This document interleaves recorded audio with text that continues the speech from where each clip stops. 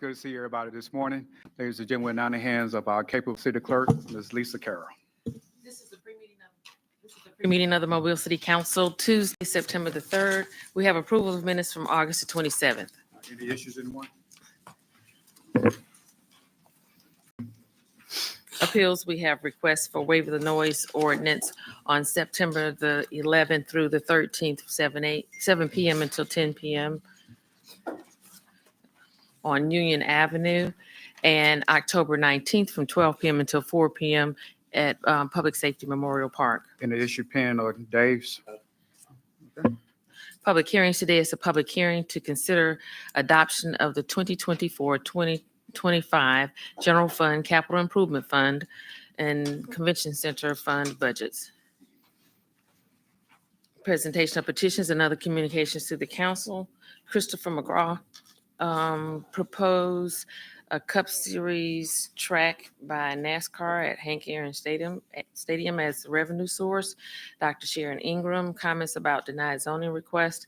Lori Hunter, concerns about affordable housing in Mobile. Reggie Hill, comments about housing, public safety, economic development, and public service accountability. CIP resolutions held over. 08830, approved purchase order to Game Time for playground equipment for Crawford Murphy Park. Resolutions held over. 14775, approve an application seeking permission to incorporate a capital improvement cooperative district and authorizing such incorporation. Mr. Carroll. Mr. President, I met with the administration, the mayor, chief of staff, and the city attorney, and a few more on last week. Went over a lot of things, I guess, in an hour and a half, and they have some wants. We have some wants. They have sent over a resolution to me, or excuse me, to us, which I've read, in which a few others have read, and actually put the ball in our court now as far as edits to their resolution. They've asked that it be placed on the agenda on the 13th of September. However, I thought 13th of September was a Thursday, is it not? Or Friday? So it should be. Say again. That's the submission deadline that you're talking about? Yeah, that's right. That's the submission deadline, which is 13th September, and they're going to say it will be on the agenda at the same day as the budget. So they'll both appear on the agenda the same day as the budget. I asked that we hold what we have over in place till such time, just lay it over, and then we'll. Once we have the merging of minds and we all agree on what we're putting on, then we can do whatever at that same time. Thank you, Mr. President. So if it goes on the agenda on the 20th, that's what you're talking about, right? Pardon me? 17th. Okay. Right. Won't be, it'll be the same day as the budget. Okay. Yeah. So we're only holding it over. Yeah, but it would appear we'll be voting on the budget on the 17th. This would be first appearance on the 17th on this. That's correct. If we could get it on sooner, if we could have gotten it on sooner, it would have been my request at the time, I think. But it was somewhat of a compromise to make sure that everybody was accommodated in the wording and the strategy so that we get it to a place that we could do it. So we'll hold this item over to the 24th. Be the 17th will be the first read. Yes. So it'll be the 24th. Yes, sir. Mr. President, Mr. Reynolds. what's the reason we're holding this thing over? Because I asked simply as a air and keeping people alive. Doesn't hurt to, and it doesn't behoove anybody. It doesn't cause any damage. Well, this is going to be, they're saying this new resolution is introduced on the 17th. Well, this new resolution will simply, what's a good way to put this? It will merge both the two ideas together to hopefully find some compromise. If to err on the side of caution, if there's no compromise found, then I'd rather have them both up there and vote them either both down, or vote one up and one down, or vote one down or both down. I mean, it's simple. I'm hoping that right, I'm saving my options, exactly. I'm hoping that we can find the compromise that we need, and that we do get to that point. And it's been, it looks very favorable to getting to that point. But if we don't, then I think that I should have that option, or that the citizens of this city should have those options for revitalization that we presented. Mr. President. Mr. So Woods. just kind of charting out, I guess, a path here. Kind of what you're saying, Mr. Carroll, is we're gonna lay this over, and then obviously the administration's plan was part of the budget presentation. So I guess the funding piece, or part of the funding piece, will come from the budget approval. But then what you're saying is you're going to bring a resolution. Would that be a petition similar to this, or just a resolution? I guess It'll be just a resolution with it happening in-house, and with no need for multi-governmental approval. Then the state legislation that we were carrying under doesn't require petition. Gotcha. The reason why the budget goes first is because a piece of the funding agreement for this needs to pass within the budget for it to go second. I haven't seen this resolution. I'm welcome to review it, but I haven't seen it. I guess I'm somewhat confused as to why a resolution is necessary to resolve this sort of in-house deal. I don't understand what the point of the resolution is. So I'm not going to object to holding it over. I look forward to reading the resolution and understanding why a resolution is necessary. All right, Madam Clerk. 01818, authorize agreement with Jaguar Consulting for HVAC upgrades at History Museum of Mobile. 01819, authorize addendum to agreement with Samsara for drive cams and increased purchase amount. 01820, authorize agreement with E. Cornell Malone Corporation for Western Administration Building re-roofing. 01821, authorize non-reimbursable agreement with Comcast Cable Communications of Alabama for the Dr. Martin Luther King Jr. Avenue Complete Streets project from Broad Street to Butchers Lane. 01822, authorize non-reimbursable agreement with Alabama Power for the Dr. Martin Luther King Avenue Complete Streets. 01823, authorize non-reimbursable agreement with AT&T for Dr. Martin Luther King Jr. Avenue Complete Streets project. 01824, authorize reimbursable agreement with Alabama Power for the Dr. Martin Luther King. Should that be non? That's right. It is, No, okay. that's right. Okay. 01825, authorized non-reimbursable agreement for Spire Gulf for the Innovating St. Louis Street Complete Streets project from Broad Street to Water Street. 02826, assent to the annexation by the City of Sims of territory located within the overlapping police jurisdictions of the City of Mobile and the City of Sims. 08827, approve item award bid for engineered wood fiber playground surfacing. 08828, approved purchase order to the University of South Alabama for EMT courses for mobile fire rescue. 08829, approved purchase order to Vulcan Inc. for overhead span wire mounting brackets for traffic engineering. 08831, approved purchase order to Hughes 360 Services for concrete pads for traffic engineering. 08832, approved purchase order to Wilson Dismukes for 50 Honda inverter generators. 08833, approved purchase order to Sound Associates for rental stage sound and lighting equipment for Mardi Gras Park concerts for events department.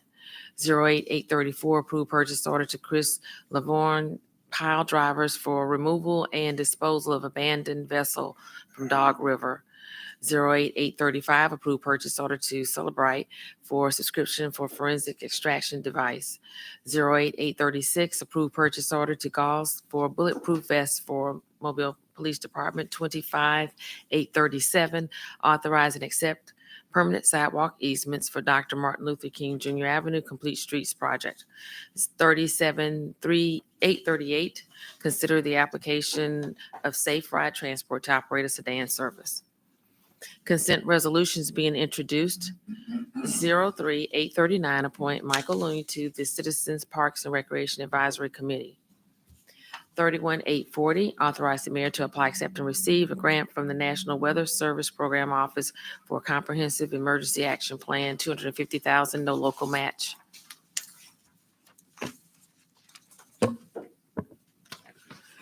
37-841, recommend approval to the ABC Board for issuance of a retail beer, table wine, off-premises only license to Quick Pick on St. Stephen's Road. 37-842, 843, 844, 845, 846, or recommending approval to the ABC Board for issuance of a restaurant retail liquor license to Elevate Sports Bar and Grill on Dolphin Street, for issuance of a restaurant retail liquor license to Sugarfoot on Dolphin Island Parkway, for issuance of a special retail more than 30 days license to Hampton Inn and Suites Mobile, West I-65 Service Road South, and for issuance of a restaurant retail liquor license to El Kamal on Schillinger Road South, for issuance of a retail beer, table wine, off-premises only license to Cody One Market on Cody Road North. 60, 847, 848, determining an appropriation to Foxfire Neighborhood Association and Lily B. Williamson High School and Middle Grace Preparatory Academy serve a public purpose and approve payment. 6849, approve award a special bonus to Administrative Services Employee of the Month. CIP resolutions being introduced. 01850, authorized contract with Watermark Design Group for Taylor Park Community Center improvements, $470,000. 21851, authorized contract with Chris Brewer Contracting for 2024 citywide CIP sidewalk repairs and maintenance, $926,724.66. Mr. President, Yeah, Mr. Reynolds. I didn't see a map attached to this. Is there a map that outlines where the target areas are? Yeah, I'd appreciate that. And so I think I set aside $100,000 or so in CIP for this, for repairs. Is that correct? Something in that ballpark? And would that be this? No, so these are the leftover funds from 2023 that have carried forward. I can pass around to y'all what the district breakdowns are. You've got about $28,000 left from the previous funds. Yeah, I'm just curious to know where those are going. We'll get you a map, and really they're just carryovers from that 2023 contract. So we're just carrying forward with where we were with that. Hey, Nick, I know these are carryover. When do you expect we'll do the 2024? Will that just be sometime maybe next spring? Something like Yeah. that? So after presumably y'all pass the budget and they execute this dollar amount right here. Well, this contract is written such that it can be renewed or be added on to. And so all of those allocations that y'all have made and going through the CIP process will be allocated into this. So we've already got the contract bid. So it'll just continue on. The process will be much quicker than, yes, absolutely. Does this have the country club road? Yes, it does. Resolutions being introduced. 01852, authorized agreement with Jaguar Consulting for History Museum of Mobile chiller replacement, $22,000. 01853, authorized sub-award grant agreement, amendment number 2 with State of Alabama for Mobile area stormwater mapping and resiliency planning. Mr. President, Mr. Reynolds. can somebody tell me what this one is? This stormwater mapping is? I remember that we passed a line item similar to this a while back. Yeah. Good morning again. So with this, what's happening is it's a couple of things. There was the original stormwater restore grant that basically proof mapped what we had already built, the map that GIS had built. So they went back out there, got elevations and pipe diameter sizes where we could. The big effort that this was additional $300,000 coming in through Restore for us. The big thing that this is going to do is actually going to help us write a design manual. There's really not a good solid design manual, stormwater drainage design. So that's the big lift that it's going to do. So the map portion of this that was done previously. It was citywide. That's correct. So now we've got a pretty good handle of our stormwater infrastructure and where elevations where they could get them basically citywide. Yeah, and what we found is kind of what we knew, where they could get back to the pipes or to the inlets, get into them. We've got very good information, but there are a lot of locations where just historically, when some of these systems were built, the manhole was what was called a blind manhole, meaning that it's got asphalt or concrete or dirt over it, so you really couldn't get back to it without physically digging it up. And this effort did not go that far to dig those up. And I think it probably represents 15 or so %. But in general, you've got a pretty good idea of where those systems are going. Did it only include pipes, or did it include other like ditches? Now, this is really just for the closed drainage system, so the pipes, pipes and inlets, right? That's correct. And is that available on GIS? Like, has that data been uploaded where? Yeah, it's internal. But you have it. Yeah, we have it. Yes, yeah. You use it just about every day, and Public Works uses it. When a call comes in for a clog or something like that, they can kind of look at it and try to figure out, where a clog might not be. The problem is that sometimes there are holes in the data, but the data it keeps getting better and better over time. If they find something or we find something in a capital project, we'll feed that to GIS and they'll update that particular location. Thank you. Can you define design manual for me real quick so I know what you're talking about? Yes, so just a real design manual that looks at what design storm we use, areas that we might have to go and use a stricter design storm because of known flooding. We're going to try to take and utilize that mapping data to help facilitate that design. Because you've got some places where the systems could arguably be over-designed, where maybe you can do smaller ponds for volume while we're still addressing water quality. So it's really looking holistically at the city, but also looking specifically at geographic areas. And we don't have a document like that in place now. We've got old documents that have bits and pieces, but we want to put in there some example problems of, if you're in West Mobile, how you might deal with a modern subdivision that's already got retention ponds and you want to do a big addition, or if you're in Spring Hill and you're in a built out area, or if you're in some of the areas east of 65 where it's flat and there's not a lot of retention ponds, there's not a lot of things. We want to give that designer some examples of ways to move forward. We've in one of the previous efforts with this, we did an LID manual, so how they can incorporate LID design, low impact development designs into those things. So we're just trying to help the designers strike the right balance in different parts of town. So these are, you said, ideas, so it's not going to be you have to do it this way type of deal. That's correct. Yeah, it's tools that help the designer figure out a way to get from A to B. 01854, authorized agreement with Alabama Department of Transportation for the Dolphin Street Congestion Management Project from Sage Avenue to Spring Hill Hospital. 01855, authorized amendment to agreement with Community of Mobile, Inc. for Old Shell Road Overpass, $25,000. 08856, approved purchase order to Placer Labs for subscription to Placer AI data services for strategic initiatives, $35,000. Mr. President, what is this 808856? A subscription to Placer. Good morning.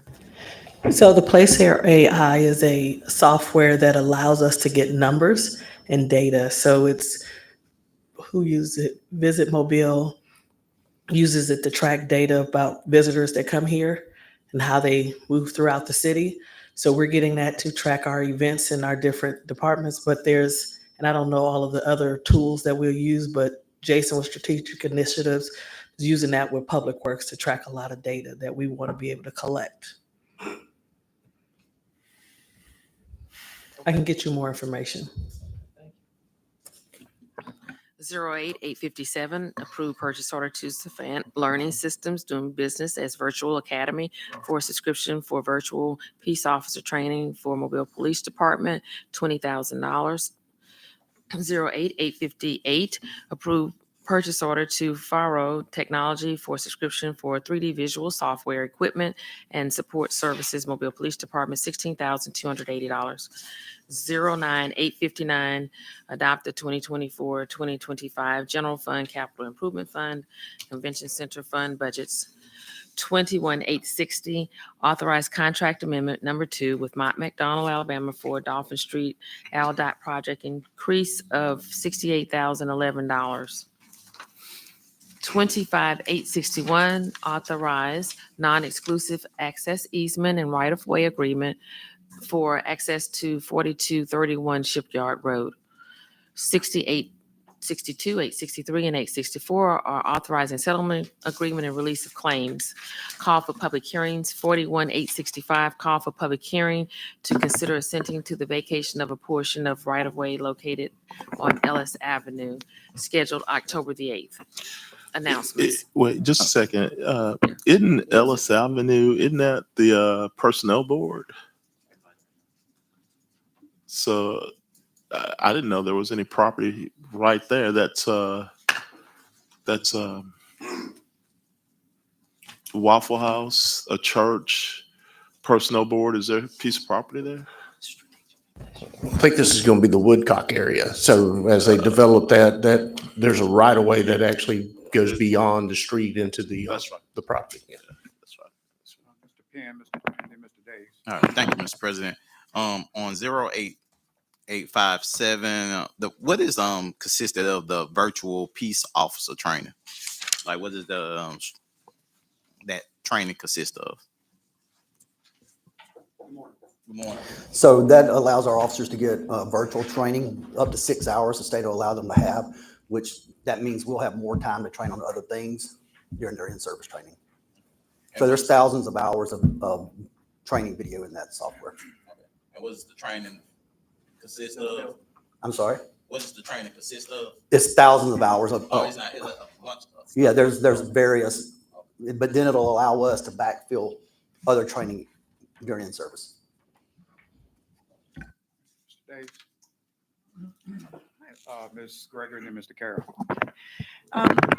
Since we're just about, well, I don't want to say we're just about finished with, but we're certainly seeing the finish line ahead of us on Ziegler. And I've seen some different communications on Next Door Neighbors, some questions and things like that. I wondered, Nick, if you wouldn't mind giving us just an update on where we are on Ziegler and what's ahead so that people understand that, no, it's not completely finished yet. There's still more to come, and so they don't think that we've just left the project. Yeah, certainly. So on Ziegler Boulevard, the main line paving has been all completed. So the 5-lane section throughout there is open. It's open to traffic. All the construction drums have been removed. A little difficult in keeping them maintained. So we just made the decision to take them out. On all the side streets, there's still side street paving where the service roads are being connected. That's, I think, where most of the questions and comments have come from. There's that. There'll still be some, obviously, a lot of cleanup. Solid siding in some places, seating in others, and then there will be once the project is done, as we discussed. There is another utility effort coming along that corridor. Shouldn't affect traffic at all, and that it's actually beneath the green spaces. But there still would be construction going on, for some time. But the actual roadway project it's let by AlDOT, but it is our project. It should be, it's substantially complete now, but it should be like almost totally complete, probably in another month or so. As far as laying the asphalt on the main 5 lanes, that's done. Yeah, that is correct. The striping they see out there today is the temporary striping. Generally, you wait 2 or 3 weeks. You have a minimum of 14 days before the final striping that'll come in. That's a thermoplastic. It's got glass beads in it that'll really, really kind of pop at nighttime. Thanks. Mr. Carroll. Nick, don't run off. Last week, I asked the administration about the western lane southbound on Michigan Avenue with the 3 big potholes in it. Is there any status update on what's the cause, when we're going to get it addressed, and who's going to address it? Yeah, I'm looking into it and hadn't gotten that far. I mean, we've got a meeting lined up this week with Moz. Pretty certain it's not storm drain. That one patch, the picture that made it to me, it's been out there for a while. So it's something that has patched, but then the patch has kind of given, but we're continuing to look into it and verify what it is. So I was told last week that we had someone going out to review it. Is there any response from that review? I sent somebody from my office and I just hadn't been able to connect back with them yet. Can you let me know something today so I can either get a response out or we can get a response out so that people don't feel like they're being neglected? Yeah, not being neglected, just busy. And preparation for budget approval. Last year, we got a head count per department where we were budgeted, how many we had, and then the shortfall of any department or overstaffing, whatever it is. Can we get that? Sure. Okay. Thank you. Anyone else? Anything from the administration? All right, we'll see each other 10:30. Jim, where is So, he's not back there. The resolution that y'all sent me was so vague. I mean, it didn't have any of the stuff in it that we talked about. So it almost makes me have to rewrite the whole thing. What